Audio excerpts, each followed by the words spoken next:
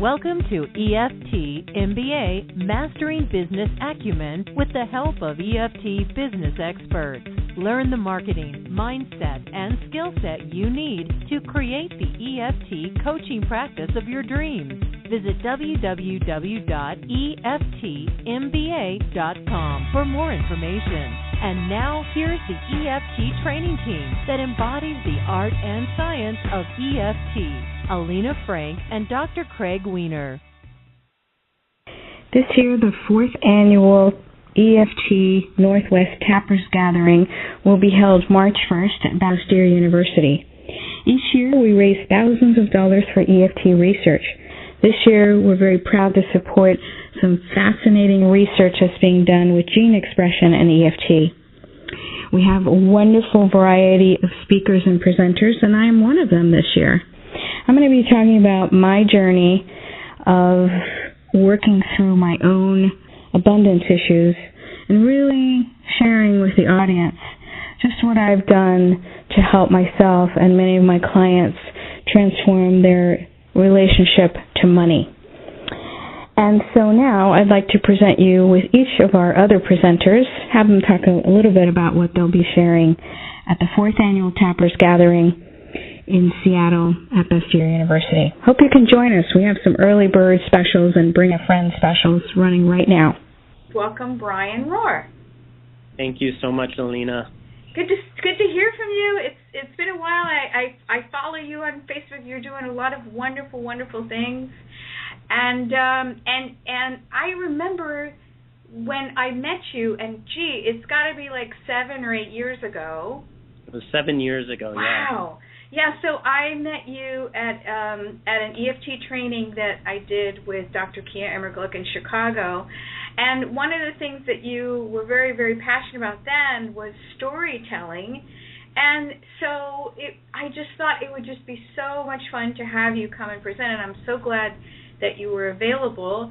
Tell us what you think is the connection between healing and storytelling, and how do you weave those things in your profession?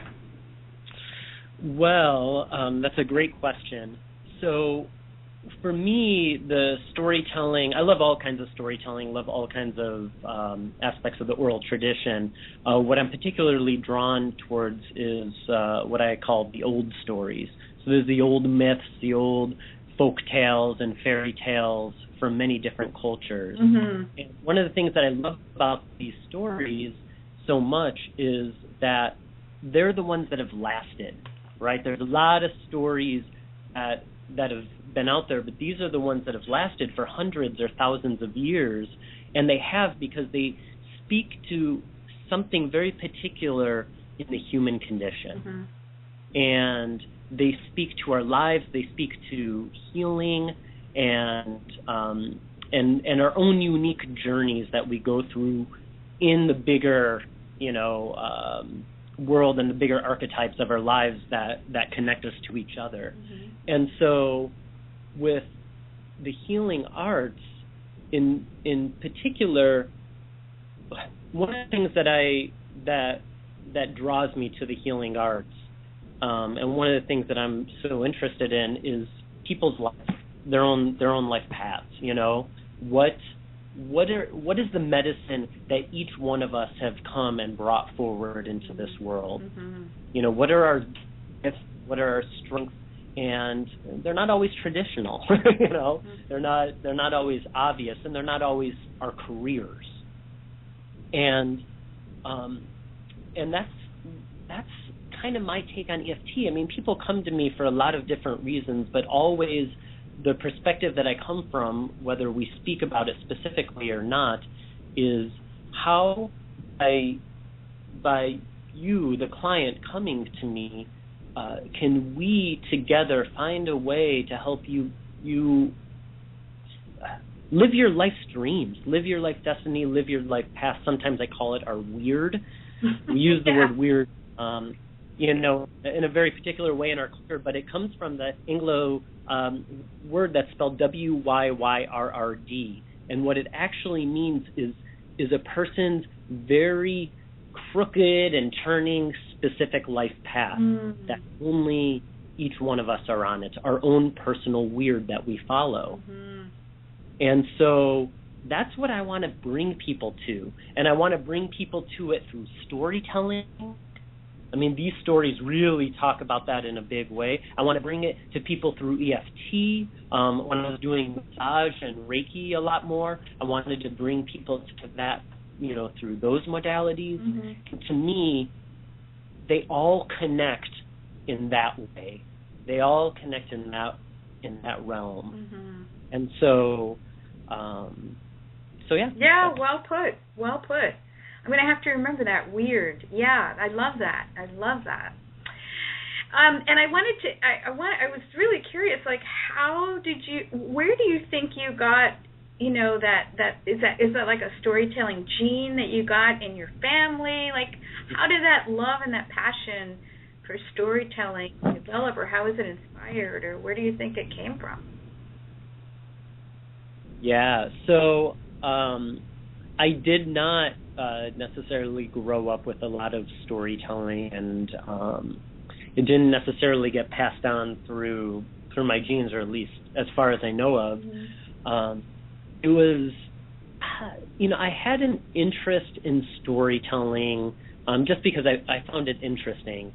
And in 2007, a little before that, I was trying to explore, took a class here and there about storytelling, and never really found what I was looking for. I didn't know what I was looking for, but whatever it was, I didn't find it. And then in 2007, I was at a large gathering that had workshops and various things, and I took a workshop with a gentleman named Daniel Deerdorf. He is a well-known musician. He's also a master storyteller. And I heard him tell a story, and it blew me away. It wasn't just a story. It was like we were going on a shamanic journey. It was medicine. I mean, it was real medicine, and it was ancient, and it was rich and indigenous, and I knew I had to study with him. Mm-hmm.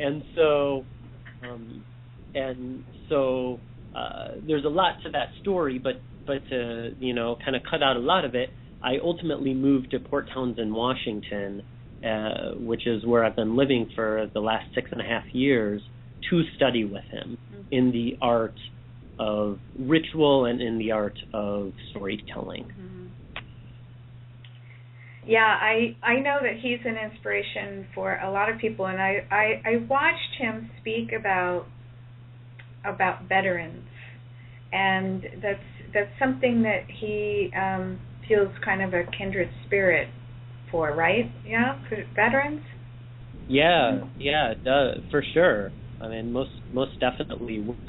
I'm just curious, where did you hear him speak, or where did you come across him? Yeah, so in the summer I go up to British Columbia to Hollyhock, to a retreat center there for a summer gathering that's held there, and somebody they were talking about the suicide rate with veterans in the U.S., and they showed a video where he was speaking, and I made that connection. I was like, that's Brian's guy. Yeah, that's Brian's guy.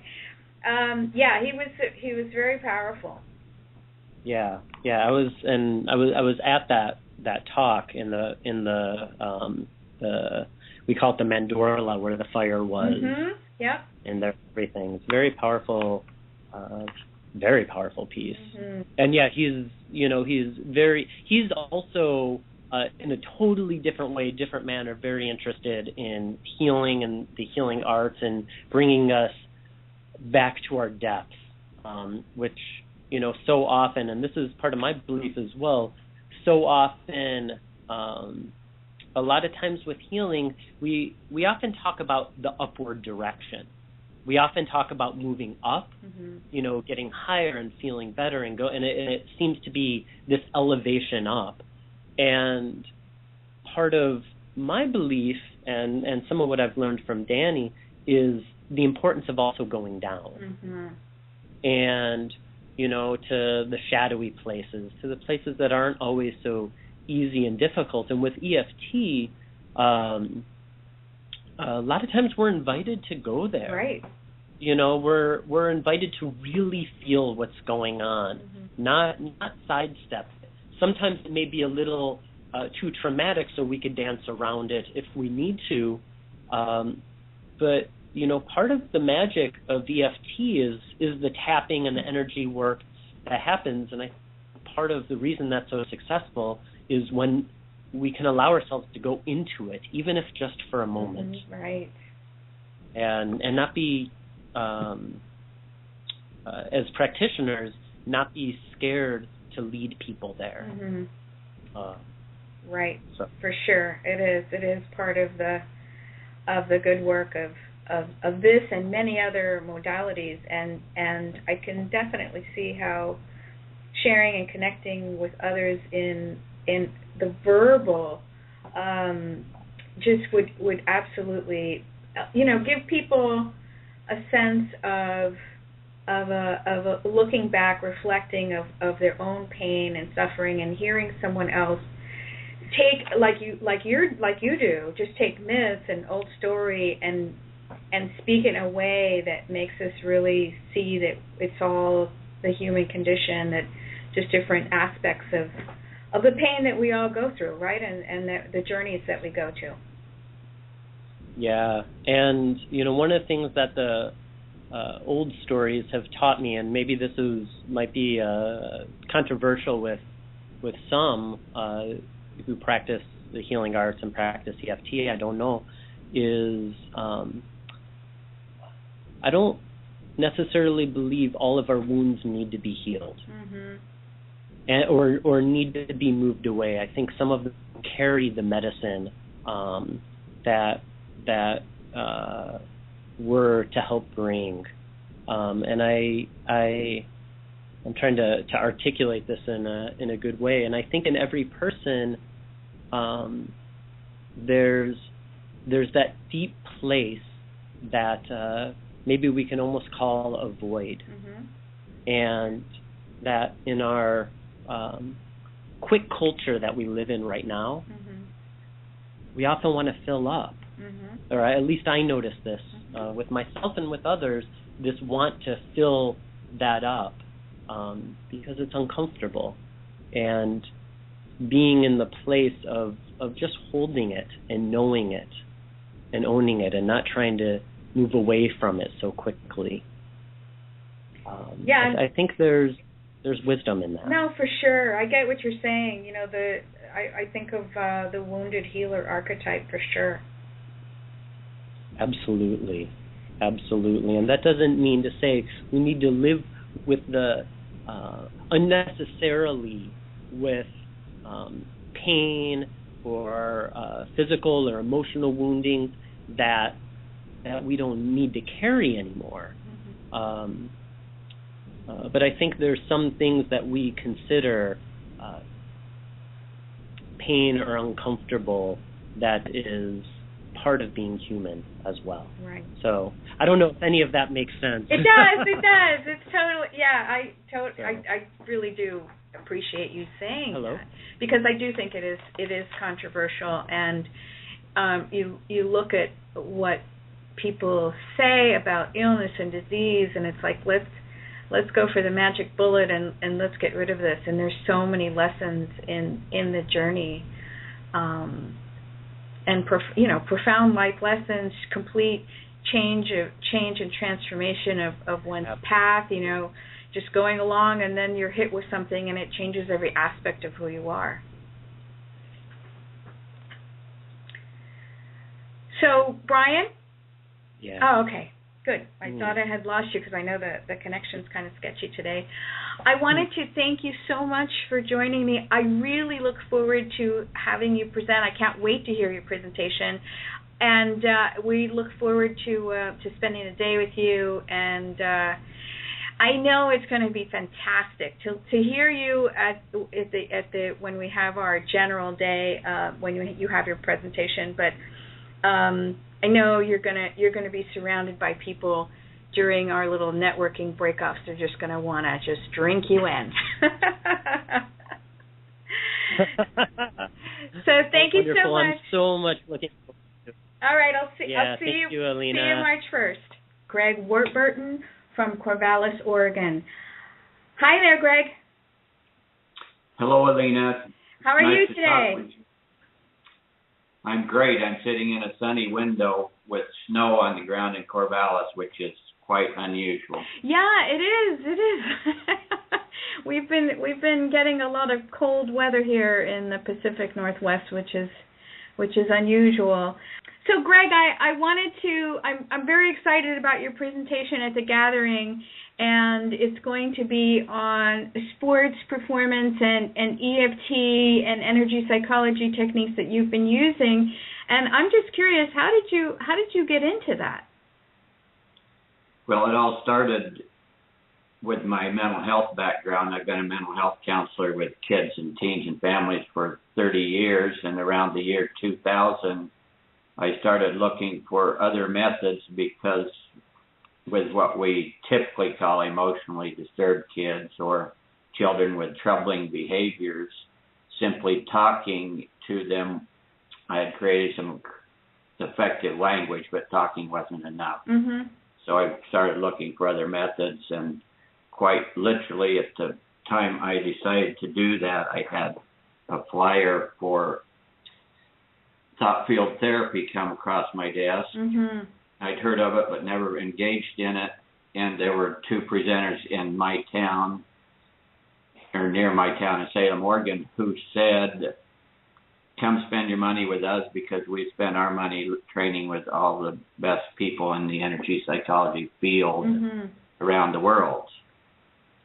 So I did that, and I liked what I learned, and I've used it ever since 2000, it being EFT methods, and then I've since learned some additional energy psychology methods because there are now many methods under the energy psychology umbrella. Sure.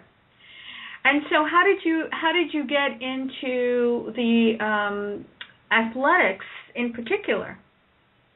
Well, as a lifelong athlete, I grew up living and breathing sports. I love sports and still watch sports. And I knew that one of the Oregon State University baseball coaches worked out at the athletic club where I work out. And so for off and on for a couple of years, I had just mentioned to him that I thought that the energy piece, and began to teach him a little bit about energy methods for performance, period. I thought it could help the baseball players. Mm-hmm. So in 2006, he finally agreed to put me in front of the players he was responsible for, which are the pitchers and catchers. And so I presented EFT tapping to the players, and Dan Spencer was the coach's name that year. And a couple of the key players after the presentation continued to use EFT, and what happened, pleasant surprise for all of us, is they end up winning the national championship in baseball. Yeah, that's an exciting story, and one that I hope to hear more about during the gathering. But I wanted to ask you first, was it a receptive audience? I mean, here you have athletes, and we sort of have an idea of what they what their beliefs are and what they might resist, and I'm just curious, how did it go with that first initial presentation with them? Were they open? Were they skeptical? Did they think you were out of your mind? Well, it's very fair to say that it was a curious thing. I remember saying to them, I don't know that you know what your coach has put you in for here. And at the same time, I had learned that if I'm presenting, I had to be internally congruent with these unusual methods. So I think between 2000 and 2006, I had achieved that personally. So right. At the same time, I only met with those kids one time in 2006 to present, and so I didn't know, and had access to a couple players over the course of the season, and learned that two key players especially had begun to use the methods And yes, they were skeptical. The coach happened to be a coach who would guide and direct players to try innovative methods, and supporting the methods is partly how it lived. Mm-hmm. And then the coach and I worked more closely with the methods in 2007 Mm-hmm. when they won the national championship again. Wow, that's amazing. And what's really, I think, exciting now is that you're not the only one out there doing this anymore. So I see it here and there throughout. I see it peppered throughout the media. It's starting to catch on. Yes. I don't know. I'm in communication with a few practitioners, and it's still a journey. However, there's some momentum now that you can say the word acupuncture, for example, in a mainstream sport and not lose people. Right. And then begin to have the chance to explain and teach about energy, natural energy in our bodies, and how it can be used to serve you in your performances. That's fabulous. Well, I know that Dawson Church is putting together a big summit next year that will be totally focused on athletic peak performance. And so I am going to send him a note that he should contact you if he hasn't already, so that you can be somehow involved with that too. Well, thank you. I just was down to see and have dinner with Dawson this fall. Fabulous. And, I said I'd like to be on that roster, and he said, I have you on that roster. Excellent. So there'll be more about that coming out, he says, in January. Excellent. Now, targeted for July, I think. Yeah, it is. That's great. And so, Greg, my final question to you is, if there was some lesson from the world of, college elite athletes that one could take away and apply in one's personal life, if there was something that you've gleaned over the years as, this is applicable to everyone, not just athletes, what would that be? Well, interesting enough, when I speak to athletes, I talk to them about and ask them if they know the starting place for addressing the mental and emotional aspects of sport performance. And so that starting place is, my word, self-honest, self-observation, now more popularly called mindfulness. Mm-hmm. But it's simply using the preface, when I tell myself the truth, what am I thinking and how am I feeling about my current sports performance? And in that practice then comes the material, the thought and emotion material to use the tapping for.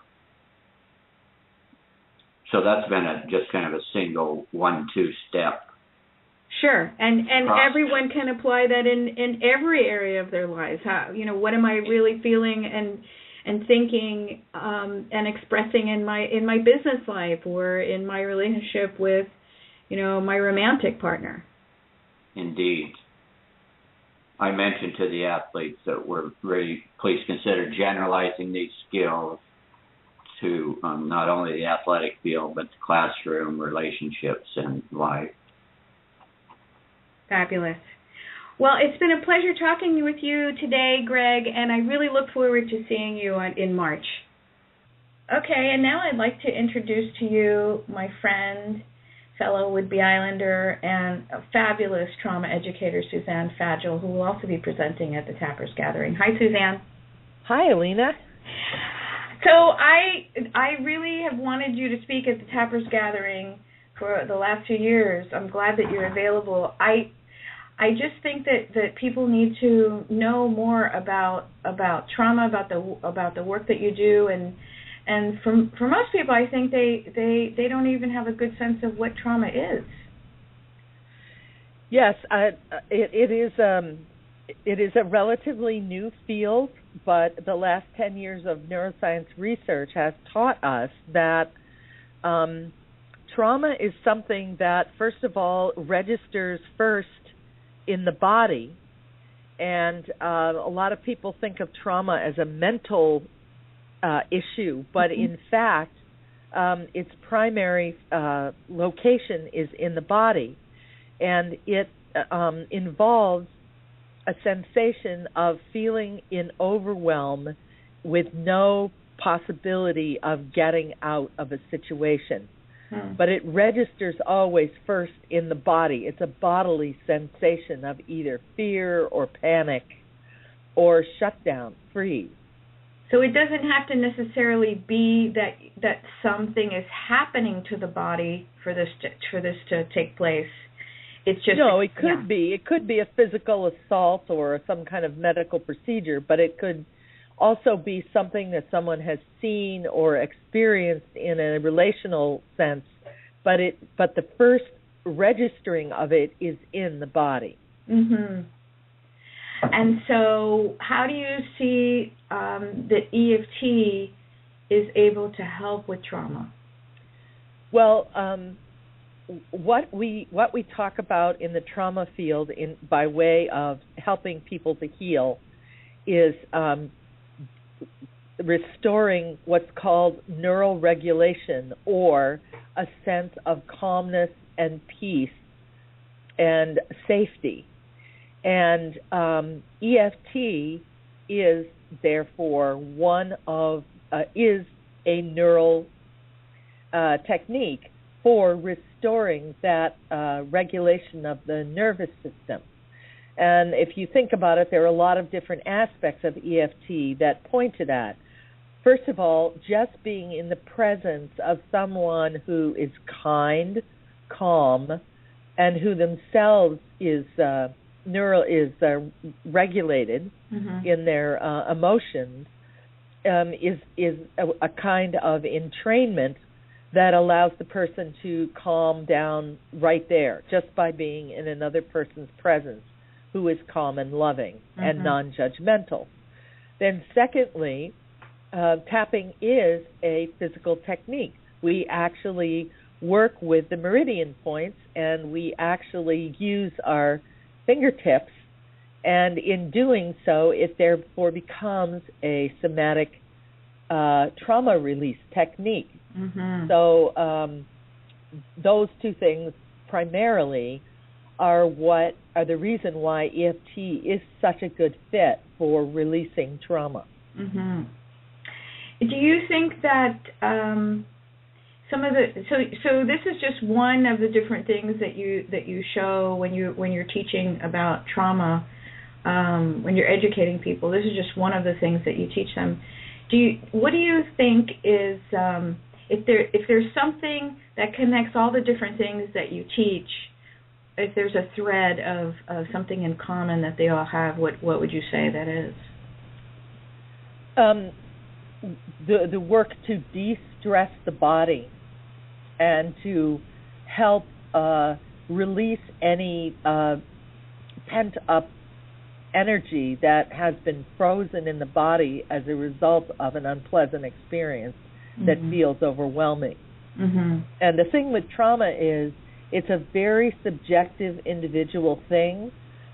You and I could both grow up in the same household as children, and later as adults we might relate a situation which for you was very traumatic. What you remember is somebody really screaming at you, or everybody screaming, and your brother or I might say, what are you talking about? I don't even remember that incident. So it's really important to remember with trauma that what may be traumatic to you is not necessarily traumatic to me, and vice versa. So one of the other things that's very important as a takeaway is to remember that I'm not in your body and you are not in mine. And so the importance of acceptance of the person's experience, and also normalizing it as a brain function that we're hardwired to do. Our body is hardwired from the time of our ancestors, and even as part of our larger family of being mammals, we're hardwired to learn how to cope with sudden stress. And so what happens with trauma is that the reset button doesn't get hit. And so the hypervigilance of am I safe, or the overwhelm of being attacked or whatever becomes stuck in the body. And so what's important is to move it through and release it. In the wild, animals often shake off trauma. They may be in a traumatic situation like a cheetah chasing an antelope, but as soon as the cheetah goes away, if he hasn't actually killed the antelope, then the antelope will shake, and you'll see them shake it off, and then they'll get up and walk away, and it's no longer, there's no memory, it's gone. And that's the way we were created, but somehow as humans we have not learned how to quote-unquote shake it off. Right. But EFT is a great technique for shaking it off.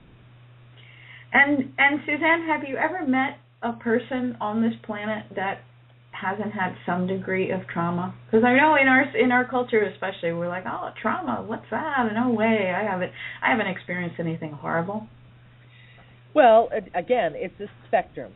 There's what you might call small t trauma, but to the person it might not feel that way. So an example of a small t trauma might be, let's say you're in the 4th grade and you haven't completely prepared your work, and the teacher calls on you to get up and read your paper in front of the class. Right.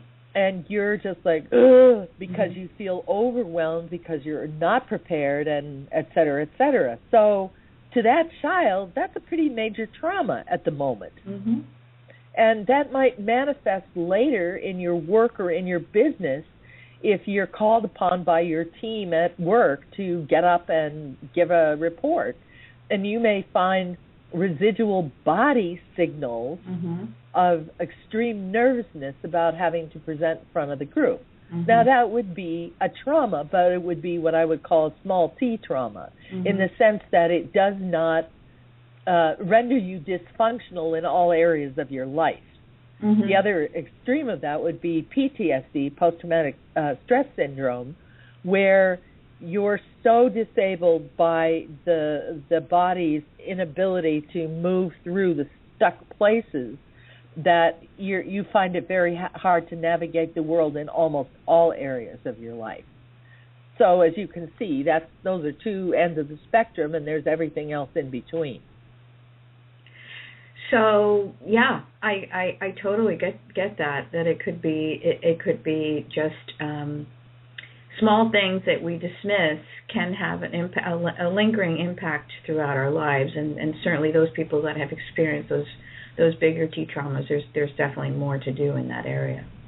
But we all know as EFT practitioners too that the belief that comes out of standing up in front of the classroom in 4th grade being unprepared can leave you with a lifelong belief that I can't do public speaking.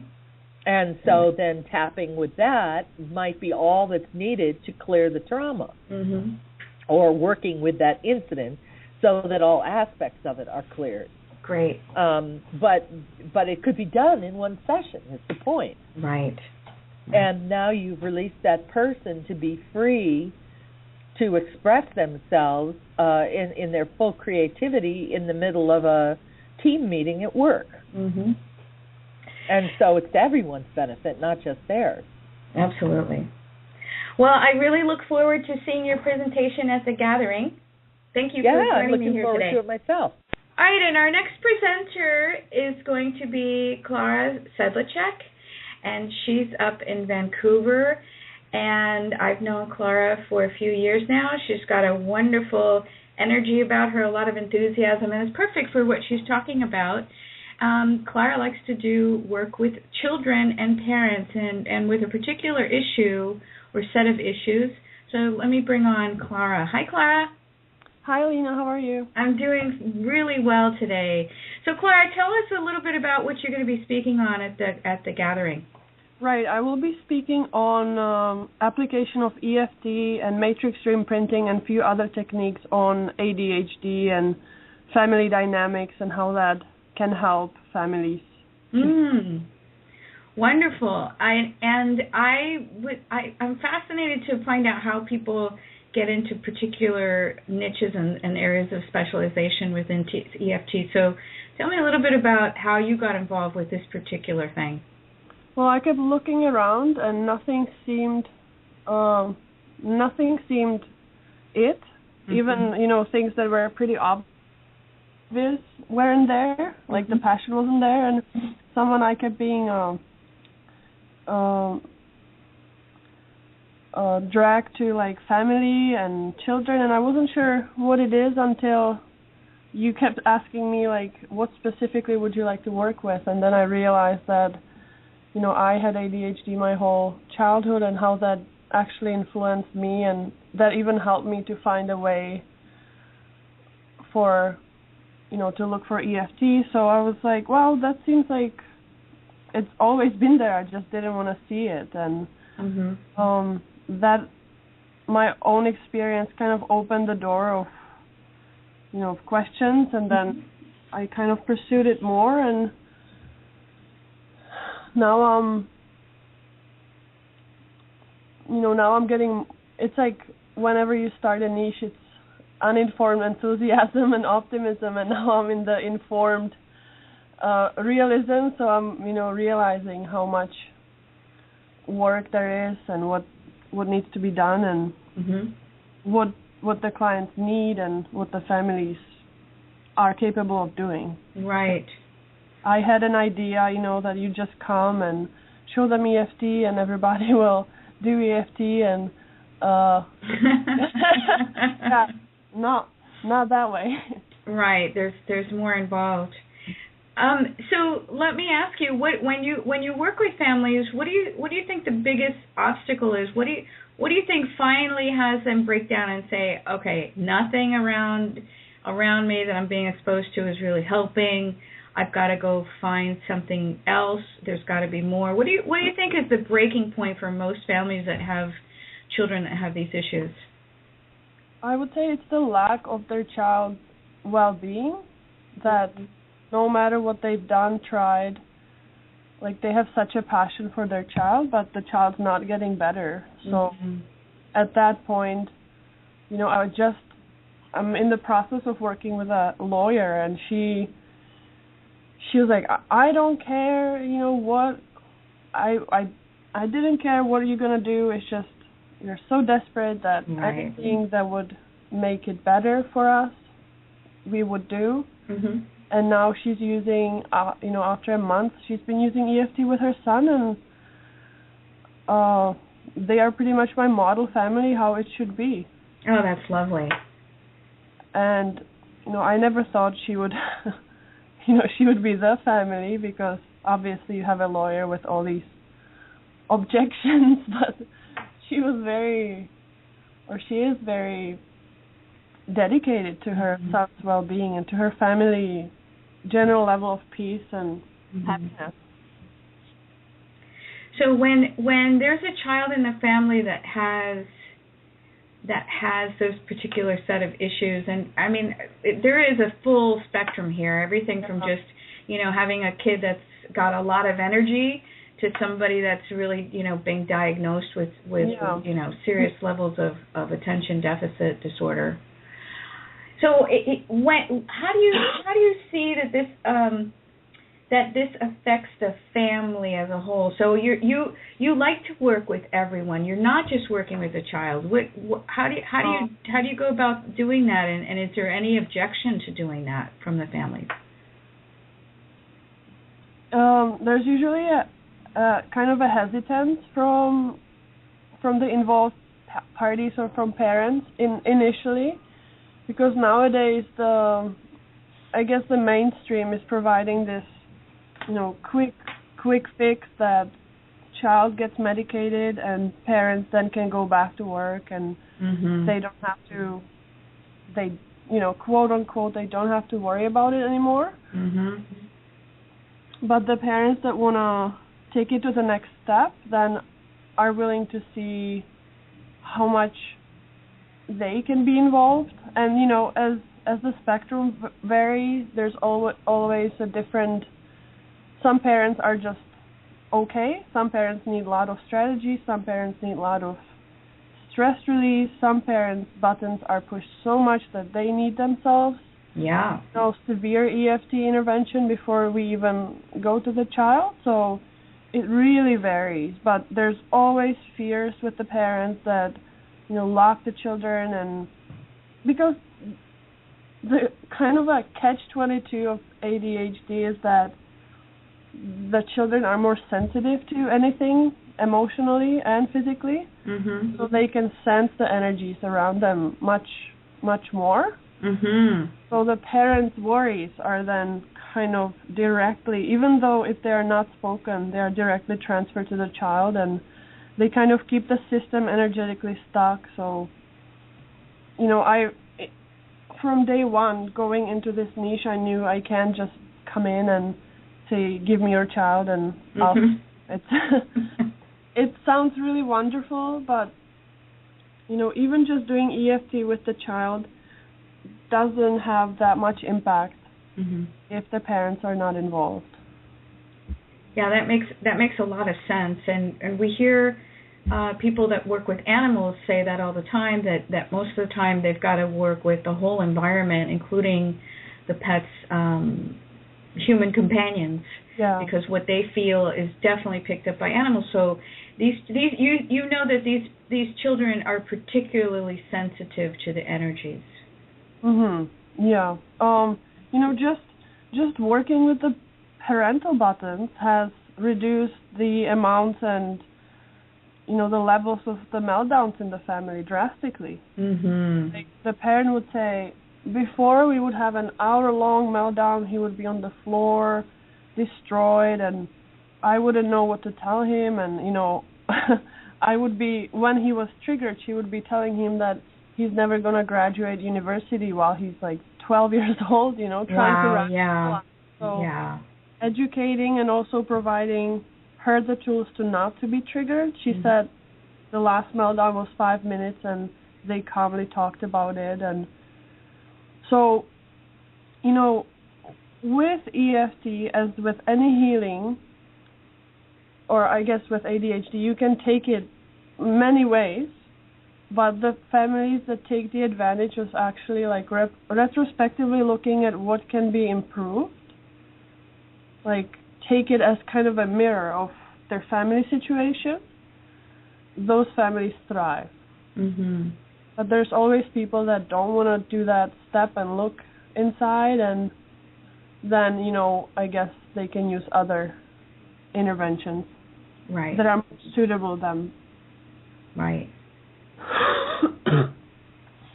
So I wanted to ask you, do you have adults that have, because I hear that sometimes just out and about in social settings. I've heard it from neighbors. That the term adult ADD, it's really bandied about quite a bit, and I hear people saying that about themselves. Do you also get adults that feel like, oh my God, I can't get anything done, I'm sure I have ADD? Yeah, a lot. Lots. Usually the parents come in with a child that has been diagnosed, and one of them usually, ponders if they had ADD as well, because they recall that their childhood was very similar to their own, child, so they kind of connect the dots. Like I connected the dots when I was adult. Mm-hmm. I didn't know when I was a child, mm-hmm. but what gets quite, I can diagnose, and I don't want to get into that whole, controversy over diagnosis and overdiagnosis, but a lot of adults have very high stress levels, and, stress is the symptoms of stress on the body and brain, and forgetfulness and scatteredness and, keeping it together can be very similar to ADD. Absolutely. a lot of people can treat whatever's happening, with their doctor if they want to go the medical route, but that's the beauty of these energetic modalities, that they don't interfere with anything. Mm-hmm. So they just kind of help the person to deal, especially adults, with whatever stress or issues are there, and it always helps, no matter, if you say, I'm going to do it for ADD or I'm going to do it for high level of stress. Mm-hmm. Well, it's very good work that you're doing out in the world. I'm so happy that you're doing it, and I tell everyone that, I hear that term with, I do send them to you. I think it's really important work, and I'm really looking forward to hearing the rest of what you have to share on this topic and giving us some tools at the gathering. Great, thanks, Alina. Thank you. If you're an EFT enthusiast, whether it be as an EFT coach or if you are in other healing professions where you include EFT, or whether you're just someone that uses EFT casually at home by yourself or with your friends and loved ones, we'd love for you to join us. It's a wonderful community building event that we have raising money for EFT research.